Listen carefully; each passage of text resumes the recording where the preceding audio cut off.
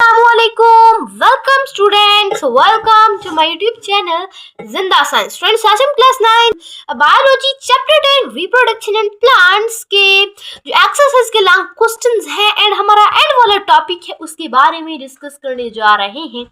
Students, video शुरू करने से पहले अगर आप लोगों ने हमारे इस चैनल को अभी तक सब्सक्राइब नहीं किया तो काइंडली सब्सक्राइब कर लें। चलिए स्टूडेंट्स, अपनी वीडियो को स्टार्ट करते हैं अपना टाइम जाया किए बगैर। हमारे पास हमारा जो फर्स्ट वाला क्वेश्चन है वो ये है, explain the process of binary fission in bacteria and describe how it lead the formation of two daughter cell. के बैक्टीरिया में बाइनरी फिशन को डिस्क्राइब करें, वजाहत करें एंड ये भी बताएं कि कैसे बाइनरी फिशन होकर फिर दो डाटा सेल्स रिजल्ट में बनती हैं। तो इसका आंसर पेज नंबर 150 पर है। तो मूव करते हैं इस पेज पर इसके आंसर के लिए। पहले नंबर पर आपको बता दें कि फर्स्ट लॉन्ग क्वेश्चन का आंसर इधर से लेकर इधर से शुरू होकर इधर तक ही है बस, कि बाइनरी फिशन में कैसी होती है बैक्टीरिया में एंड कैसे जो है फिर टू डाटर सेल बनती है।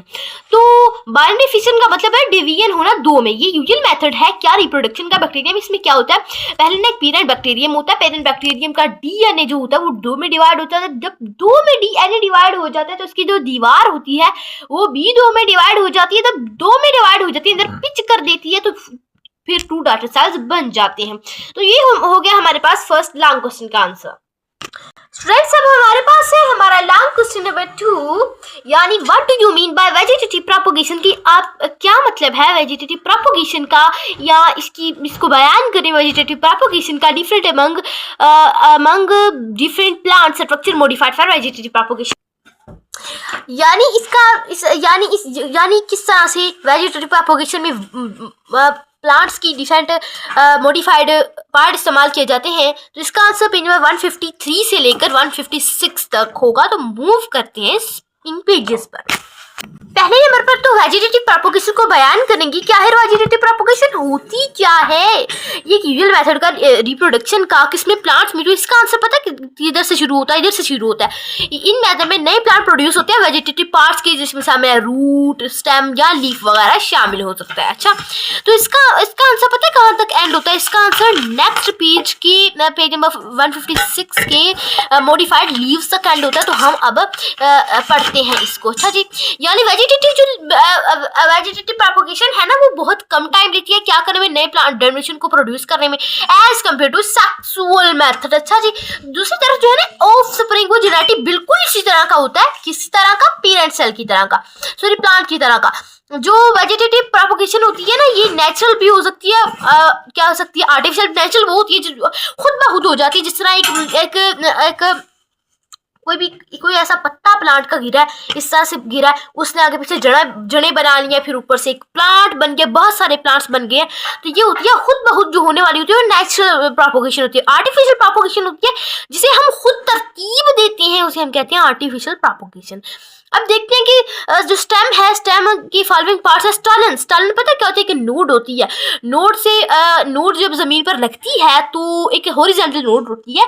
जब जमीन पर लगती है तो ऊपर से क्या निकल आता है, प्लांट निकल आता है, नीचे से उसकी जड़ें बन जाती है जमीन में। अच्छा जी, नेक्स्ट जो होता है ना, पता क्या होता है, इस तरह की प्रोपगेशन स्ट्रॉबेरी में होती है और पुदीने में भी होती है कि नोड उसके नीचे लगती है और फिर क्या होता है वो इतने ज्यादा ही जो है ना पुदीने के प्लांट ऊपर प्रोड्यूस हो जाते हैं, नीचे जड़ें बन जाती हैं, ऊपर प्लांट बन जाते हैं। ट्यूबर यानी बल्ब्स बनती है, आई वगैरह बनती है ना। एक किस पर, पोटैटो पर, वो असल में उसके बड होते हैं। जितने बड़े होंगे उतने आलू प्रोड्यूस होंगे, उतने ज्यादा आलू बनेंगे। आप पता है बड जो बड़ा होता एक आलू की शक्ल बन जाता है। उसी आलू पर फिर और बड़ बनते हैं, फिर बड़े होते बहुत सारे आलू बन जाते हैं। तो ये पोटैटो की होती है ना जो प्रोपगेशन, वो उस तरीके से होती है ट्यूबर से। अच्छा, राइजोम, ये पता क्या होता है, पूरी की पूरी एक चीज को उठाकर जमीन में बो दिया जाता है। जिस तरह अगर गन्ना शुगर कन को ना एक गटीरी होती है ना, गटीरी, उसको उठाकर जमीन में बो दिया जाता है तो वो एक ऊपर से क्या करता है, नीचे जड़ें बना लेता है, ऊपर क्या करता है एक प्लांट प्रोड्यूस करता है। ये होता है राइजोम के जरिए से कुछ प्रोपगेशन। अब बल्ब कहते हैं प्याज में होता है। पता है क्या होता है, प्याज को नीचे जमीन में बोते हैं, ये वाली जो साइड होती है उसे नीचे लगाते हैं। अच्छा जी, इससे जड़ें निकलती है, ऊपर से इसके फ्लैशी लीव्स निकलते हैं। अच्छा जी, तो बहुत सारे प्याज बन जाते हैं। ये जो है ना कॉम, ये गर्ली यानी अदरक में ऐसा तरीका होता है कि यहाँ ना इसके फ्लैशी लीव नहीं होती, ब्राउन लीव होती है। ये कॉम्स इस तरह से इसको ये वाला पार्ट नीचे लगाया जाता है इसका, एंड इससे जड़ें निकलती हैं। ठीक है, ये लीव्स है ना जो इसके ये नॉन फंक्शनल है, ये जो इसकी फ्लैशी लीव है ये नॉन फंक्शनल नहीं है। अच्छा जी, अब आता है सकर। सकर वो होता है जिसमें आपको जैसे समझा दीजिए, जैसा कि सकर है ना एक प्लांट है, उसके ही नीचे से बेस से मिट्टी में से एक नया प्लांट प्रोड्यूस हो गया है। जब एक नया प्लांट प्रोड्यूस हो गया, बाद में जब ये बड़ा होगा तो अपनी जड़ें बना लेगा। इसको अगर हम काट देंगे ना इस पेरेंट प्लांट को, तो इसे कुछ नहीं होगा, इसके पत्ते हरे भरे ही रहेंगे। जब ये बड़ा हो जाएगा, जब ये इसके बराबर हो जाएगा, इसको काटेंगे, इसके पत्ते हरे भरे रहेंगे, क्योंकि इसकी जड़ें फिर अपनी हो जाएंगी, अपनी ये जड़ें बना लेगा। जब बड़ा हो जाएगा तो उस पर फल भी पड़ेगा। अच्छा जी, तो इस तरह की प्रोपगेशन पता है किसमें होती है? ये होती है बनाना में। अच्छा, मॉडिफाइड लीव पता है किस होता है? ऐसा लीव होता है ना जिसके ऊपर बर्ड्स होते हैं, जब जमीन पर गिरता है नीचे जड़ें बनती हैं, ऊपर एक बर्ड बनता है, बर्ड से नया प्लांट प्रोड्यूस होता है।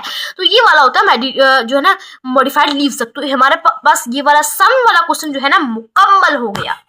अब बात करते हैं क्वेश्चन नंबर 3 की। Describe the ways by which human can grow new plants by using the vegetative part of parent plant. की कैसे वो वे डिस्क्राइब करें जिसमें इंसान खुद ग्रो कर सकता है प्लांट को, उसके वेजिटेटिव पार्ट को इस्तेमाल करके। तो इसका आंसर पेज नंबर 156 एंड 157 पर है। सो पहले हमारे पास पता है क्या आता है? कटिंग आता है। कौन सा प्रोसेस आता है? कटिंग वाला प्रोसेस आता है। यानी कुछ प्लांट्स में पहले कटिंग आता है। तो पहले आपको ना इसका आंसर लगवा दें, इधर से लेकर ना नेक्स्ट पेज के इधर तक है इसका आंसर। अच्छा जी, 2 तरीके होते हैं जिसके जरिए इंसान खुद इनको ग्रो कर सकता है उनके वेजिटेटिव पार्ट इस्तेमाल करके। अच्छा जी, वेजिटेटिव पार्ट पे क्या शामिल है? पत्ता शामिल है, स्टेम शामिल है, जड़ें शामिल हो सकती हैं। यानी कटिंग में क्या होता है? पता है क्या होता है? आपको डायग्राम से समझा देते हैं क्योंकि एक ही चीज है। ये एक प्लांट है, पूरा प्लांट है, इसका एक पार्ट उतार कर दूसरा एक पार्ट को कट कर दूसरे गमले में बो दिया जाता है। जब गमले में बो दिया जाता है तो कुछ अरसे बाद, 1-2 महीने के बाद ये अपनी जड़ें बना लेता है। वो पहले सूख जाता है, फिर ये अपनी जड़ें बनाता फिर अपने पत्ते भी बना लेता है। अच्छा जी, ये वाला प्रोसेस होता है कटिंग के जरिए से। इसमें पता है क्या इस्तेमाल हुई? इसमें स्टेम इस्तेमाल हुई है एक पौधे को उगाने के लिए। तो अब आता है हमारे पास नेक्स्ट ग्राफ्टिंग पता क्या होता है? एक प्लांट का, देखिए 2 प्लांट है ना, 2 प्लांट।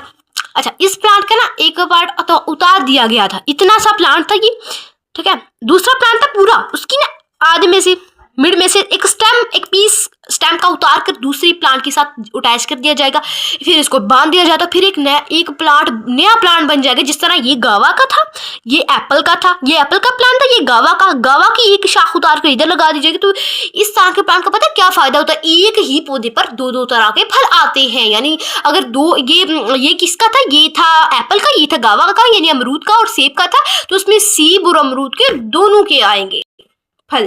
तो हमारा लॉन्ग क्वेश्चन कंप्लीट होगा। इसका आंसर इधर से लेकर इधर तक है। नेक्स्ट हमारे पास हमारा जो 4 वाला लॉन्ग क्वेश्चन आता है वो है ये है, define sporophyte and gametophyte generation, state the rules in the life cycle of plants. यानी स्पोरोफाइट एंड गैमेटोफाइट जनरेशन को डिफाइन करें और इनके जो रूल्स है लाइफ साइकिल में वो बयान करें, इनका किरदार क्या है फ्लावरिंग प्लांट के लाइफ साइकिल में। तो इसका आंसर पेज 158 पर है।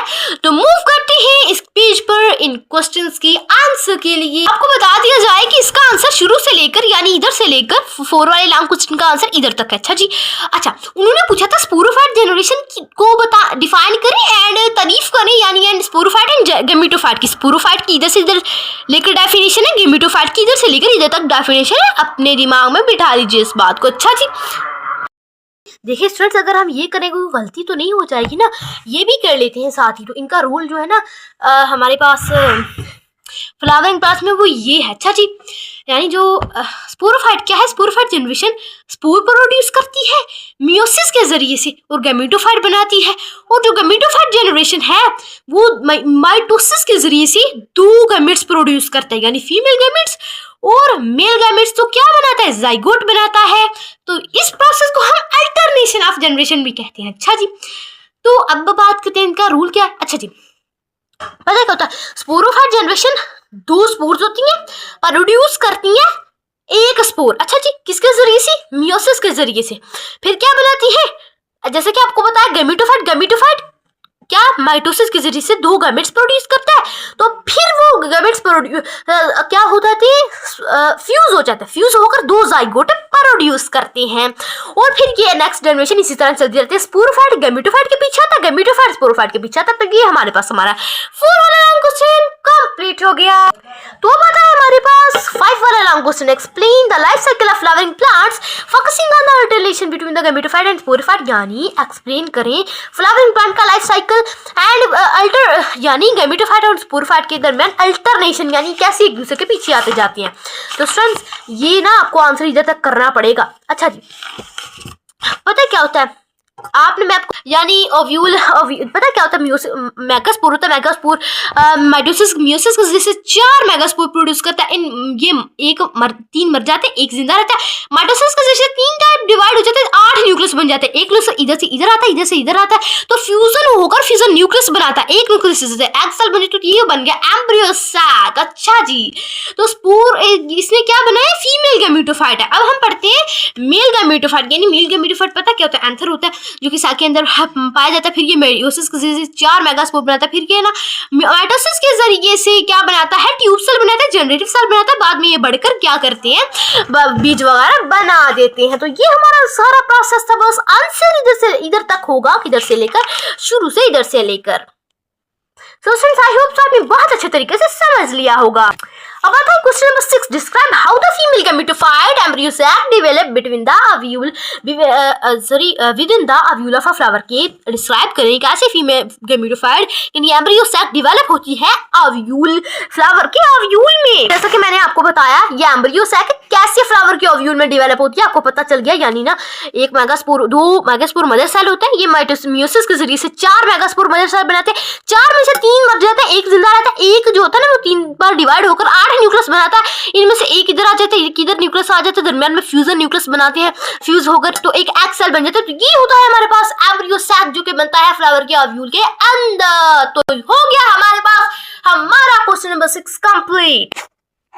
तो प्यारे बच्चों, हमने पूरी बुक कंप्लीट कर ली, स्मार्ट सिलेबस के मुताबिक हमने पूरी बुक कंप्लीट कर ली। अगर आपको किसी टॉपिक में कोई भी कंफ्यूजन है तो आप कमेंट बॉक्स में आकर पूछ सकते हैं। अच्छा स्टूडेंट्स, हम सिर्फ क्या करवा रहे थे, बायोलॉजी कंप्लीट करवा रहे थे, लेकिन अब क्या होगा, अब हम इंग्लिश ग्रामर का कोर्स शुरू करने वाले हैं बहुत कम दिनों में, जिसमें आपको बहुत अच्छा और एक्सप्लेनेशन से पढ़ाया जाएगा। तो स्टूडेंट्स, अगर आप नाइन्थ में तो ग्रामर बहुत ज़्यादा इंपॉर्टेंट होती है, तो हमारे उस कोर्स को ज़रूर देखिएगा। स्टूडेंट्स काइंडली थोड़ी देर इंतजार कर लीजिएगा, 4 से 5 दिन हमें लग जाएंगे कि हम उसकी प्रिपरेशन करके फिर तैयार करें। फिर आपके लिए रोजाना एक वीडियो वायरल कर दी जाएगी या एक दिन छोड़कर एक दिन ये वायरल कर दी जाएगी, क्योंकि प्रैक्टिस भी हमने करनी होती है। प्रैक्टिस के साथ साथ और बहुत सारी प्रिपरेशन भी करनी होती है, तो थोड़ा सा लेट हो जाता है, तो उसके लिए आपके लिए बहुत सॉरी हो गया। तो हम अब शुरू करने जा रहे हैं, हमारी बायोलॉजी की कंप्लीट बुक खत्म हो गई है, ग्रामर का course. So friends, I hope so आपने भी इस टॉपिक को भी लॉन्ग क्वेश्चन अच्छे तरीके से लगा लिए होंगे। अगर आपको इनमें अभी कोई कंफ्यूजन है तो आप कमेंट बॉक्स में आकर पूछ सकते हैं। चलिए फ्रेंड्स, साथ लेते ही मिलते हैं नेक्स्ट वीडियो में, जिसमें हम इसका नेक्स्ट टॉपिक करेंगे। तब तक के लिए अल्लाह हाफिज। Thanks for watching and don't forget to subscribe our channel.